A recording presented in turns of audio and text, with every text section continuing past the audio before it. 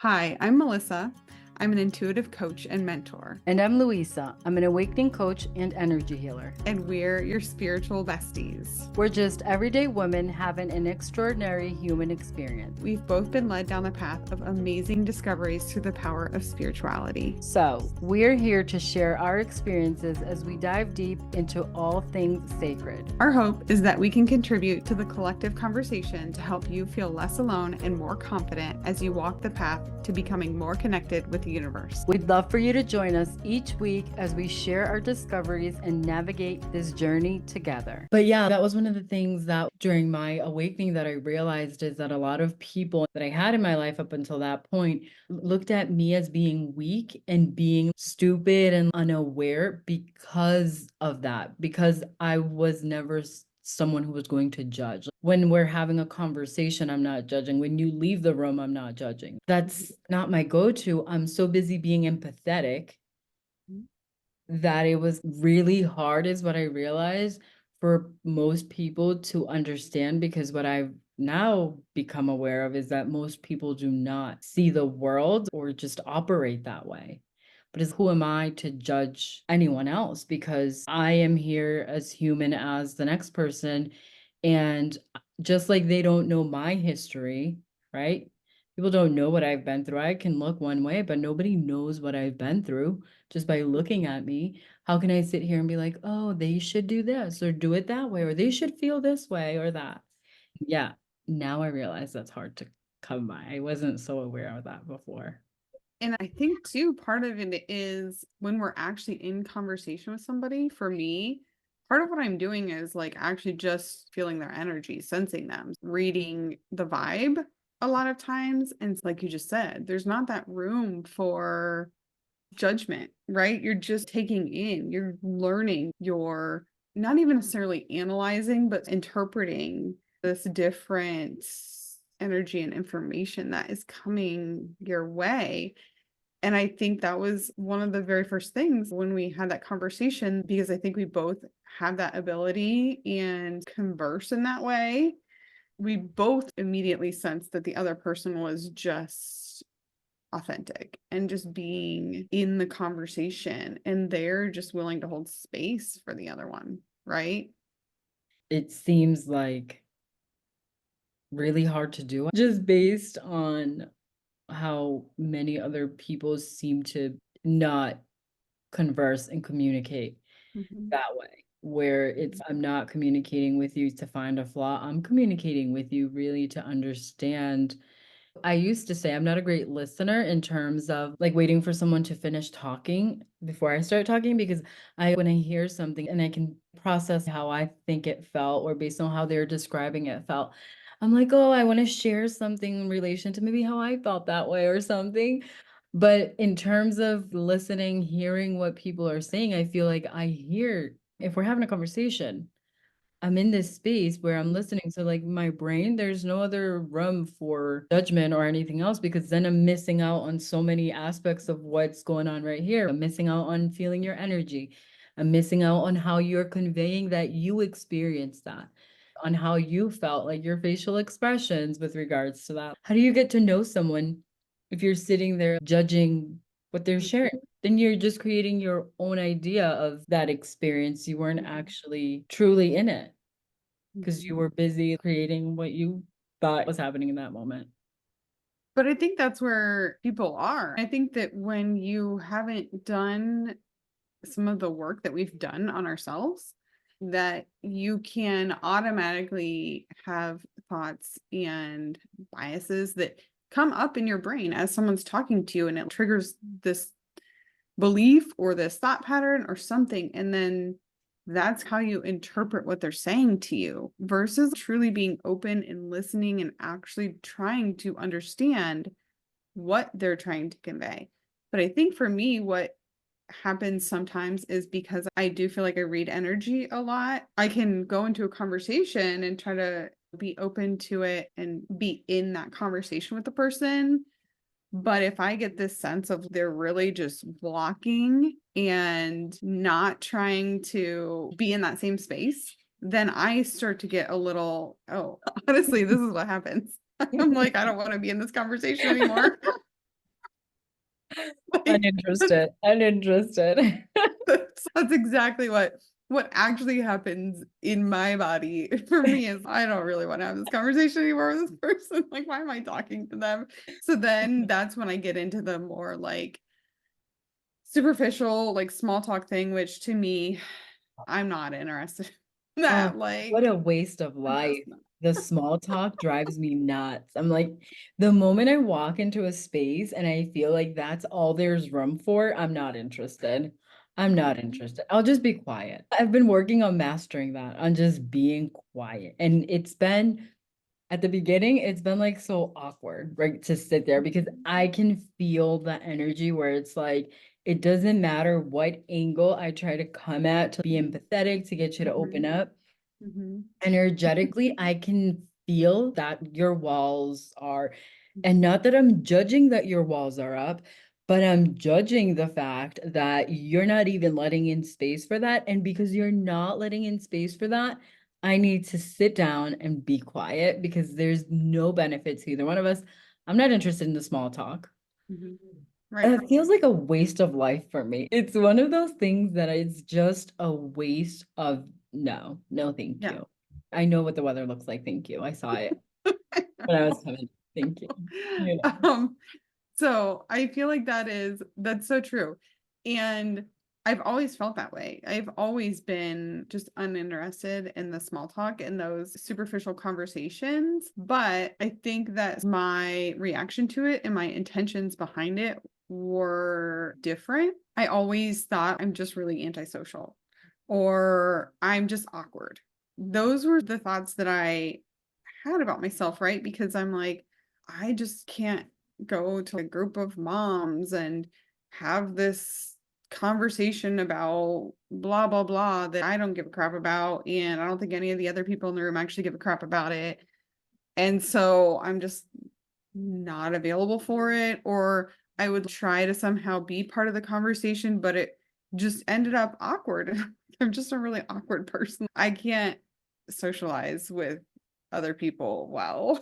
Yeah. And I think as I've become a lot more introspective and really looked inward and tried to understand more about who I really am, I think that's when I'm finally like, okay, it's not that. It's just that crave a deeper connection and I want to have real conversations that mean something and that are impactful. And that's where I feel lit up. That's where I feel like, oh my gosh, this is great. We're vibing, we're having this whole conversation, and I can talk to people for hours in that way. That's literally you and I. Well, done. Like we just started talking and then we're like, oh, Yeah. we're talking for hours and hours about just whatever comes up and holding space for each other and being there and being in this conversation that it's not awkward and it's not like this stupid small talk that no one really cares about. Yeah. I think we did it immediately. Yeah. And that's how I think for me, how right now I know that it's if I can walk up to someone and we can have a meaningful conversation, they're not going to ask me what I do for work, where did you go to school? Basically, try to figure out where I am socioeconomically. If I can have a deep conversation in the first few minutes with you, then okay, considerable. But the number of people that's happened with in my life, I can count on less than one hand, right?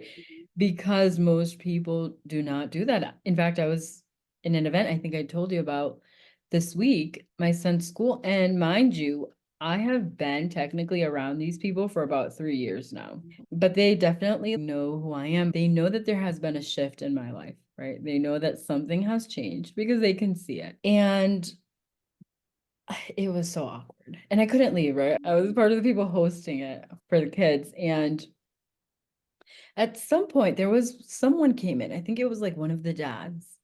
It was like, thank goodness this man showed up. Thank goodness. There was no small talk. There was no BS. It was like, let's talk about stuff that matters. And I was like, wow, it just took an hour and a half of basically just trying to dig at where I'm at without doing it directly, which I would have respected a lot more. I respect that so much more but I'm not going to be like, oh no, just ask me directly so I can tell you everything that you want to know so you can judge me. I'm not going to tell you that. But I so much respect that much more. Just ask. I have nothing to hide, just ask. But this man showed up and it was like finally meaningful conversation. Started having conversations about places that he had visited and experiences he'd had and how he felt and like the culture and all these things. And I'm like, thank goodness. Thank goodness. Because was it super personal? Absolutely not. He wasn't sharing like the depth of his soul with me, but it was meaningful. It was so meaningful. And I was so grateful because it shifted the whole room. I was so glad for that. And I'm always so grateful when those moments happen where it's like just the simple things. I don't necessarily want you to, I'm open. I'll have the conversation right there. We'll go to the depth of people's purpose. We'll talk about how you ended up here in life. I'm always open for that. But I am not open for what's the weather, who won whatever game or something. I'm not interested. Thank you. I know we both saw it. Thanks. I completely agree. And for me, it always feels really awkward because immediately my brain's, you don't want to do this. And then it's also shut down. I don't even know what to say now. What do I even say here? Is our conversation just over? Do I just walk away? The time to go. Can we go now? What was, oh, that was a long time. All right. See you later. Yeah.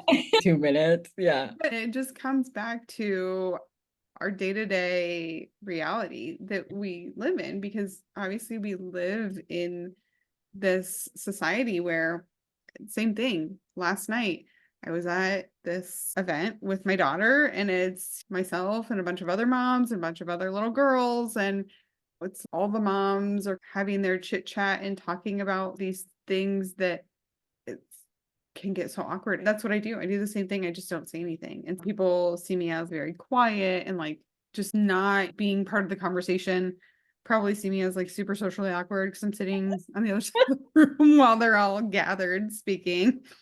But I don't have the energy, especially it was in the evening and I'm like, I don't just don't have the Yeah. energy to even really have conversation right now. And especially not this conversation that I'm completely uninterested in. Like, I'll just So sit here meaningless. by myself and be totally antisocial. This is what I'm doing. That's me. That's me. I walk into the baseball stands and there's a gazillion people there, and it's just me, just sit by. I will sometimes sit right in the middle of everybody because I know they're like all looking at me. She just doesn't talk, and it's not that I don't talk, but if we had meaningful conversation, I would never shut up. But yeah, I do. I am totally that same mom. I am the mom that shows up to baseball games sometimes because it's another thing that I don't do. I have very good boundaries in place with regards to my kids' activities, Mhm.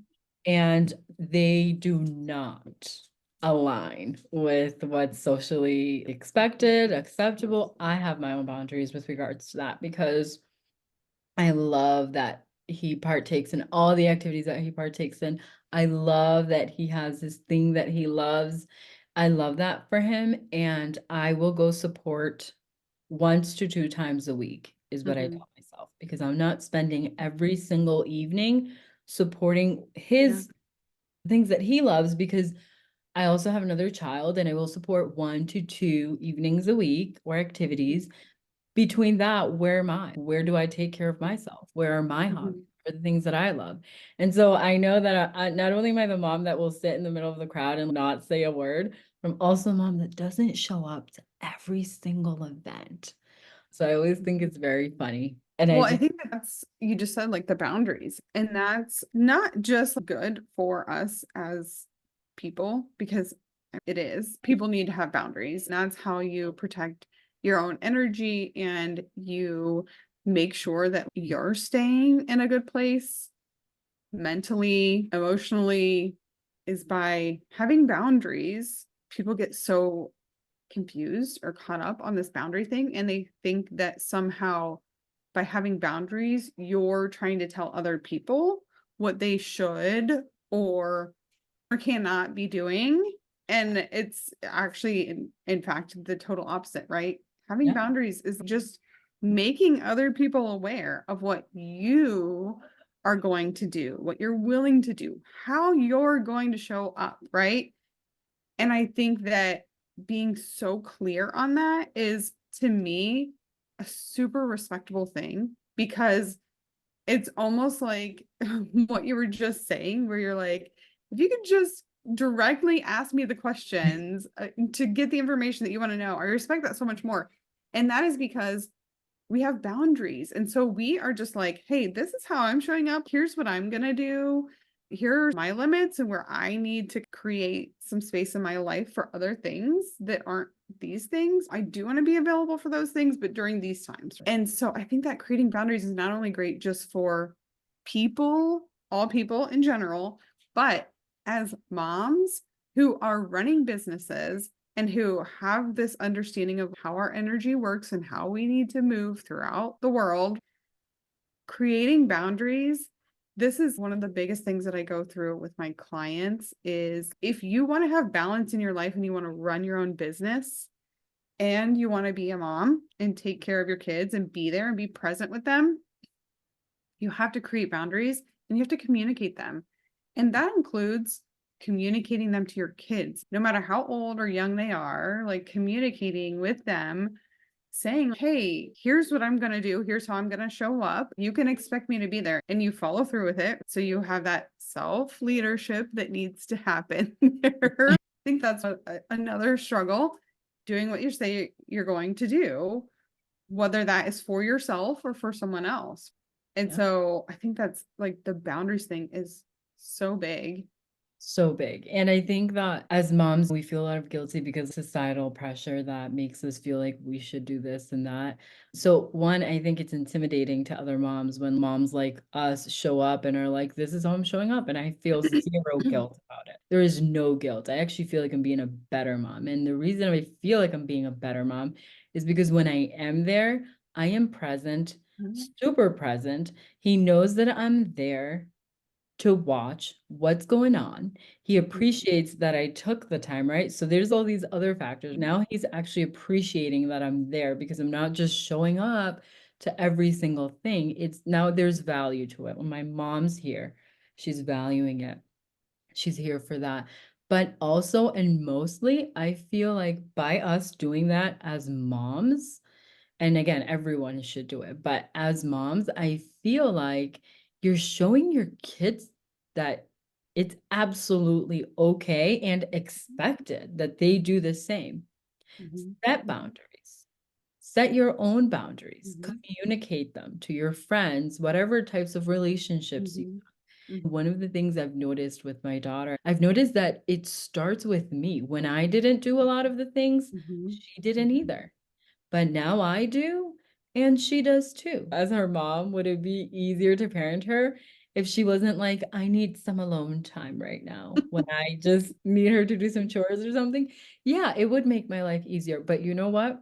We'll never take that away from her because she's setting a boundary. She is knowing what she needs, she's honoring herself. And we have to teach them that. How else do they learn that?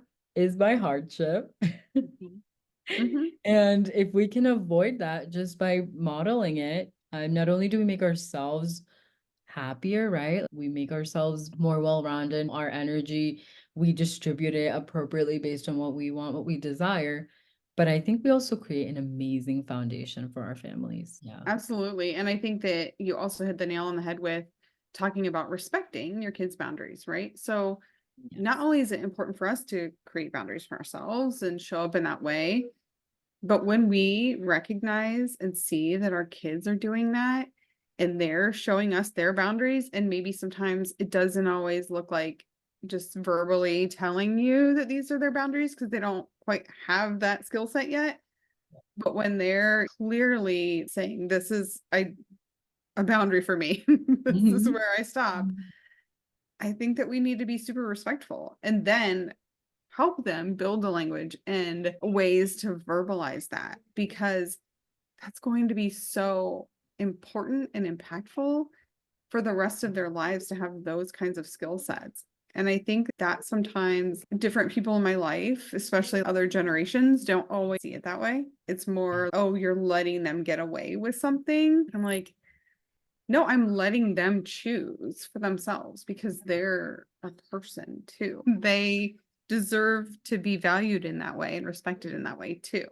Yeah. But that's a really hard concept for a lot of people. And I think it goes back to what we were just saying. These people also haven't done it for themselves. They've not learned their boundaries and learned how to set those effectively for themselves. And so the concept of helping your kids and allowing your kids to do it is just really foreign. That makes no sense. Yeah.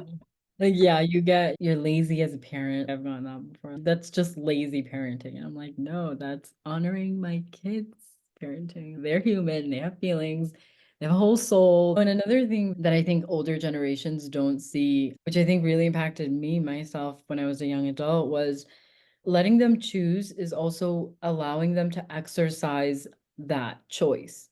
I grew up very strict as this is what you're doing and when you're it was that's not true. It was mostly like just don't do anything basically. You just can't don't do any other things. You're not allowed to live. Don't breathe. Anything outside of this house you cannot do. But what I found was when I became a young adult and when I was out on my own, the choices were overwhelming because I didn't know how to choose. I couldn't choose anything aside from maybe a few times as I got older, like choosing my own clothes from like a catalog. I didn't get to choose anything. And I think that there's already so many things that kids can't choose, right? Like they can't just willy-nilly choose their bedtime because we're not going to bed at 2 a.m. every day and then dealing with the craziness in the morning. They can't always choose to eat 5 pounds of sugar a day. There are already enough things that are out of their control that they cannot make choices for, that if we don't allow them and basically expect them to start exercising, making their own choices, how do we expect that when they turn the age of 18 that we have decided they're adults, when they become young adults, it's like, how do we expect them to all of a sudden be able to make all these decisions? They don't know how to do that. That's a muscle that they've never worked. So that's another Absolutely. thing that I find a lot. There's this gap, my parents' age and Mhm. my own, where it's no, if they're gonna start choosing at 17, moving out at 18, they're gonna have a really hard time making a lot of choices that they're gonna have to make really fast. Exactly. Yeah. It's so true. I love how our conversation just went from I know. I don't even know only where being we available for started. deep conversation to setting boundaries, letting your kids set their boundaries and respecting them everywhere. You know what though? That's a span of a day, right? That's how a whole day could go. You start with one thing and you're dealing with a whole different thing. I love that. That's a wrap for this episode. We hope you found some inspiration, a helpful tip, or maybe just a good laugh. Remember, amazing human, you are not alone on this path to connect with your inner wisdom and the universe. To stay connected and keep the conversation going, subscribe to our YouTube channel and our podcast so you never miss an episode. And if this episode resonated with you, share it with your friends, family, or anyone who might find value in it. Until next time.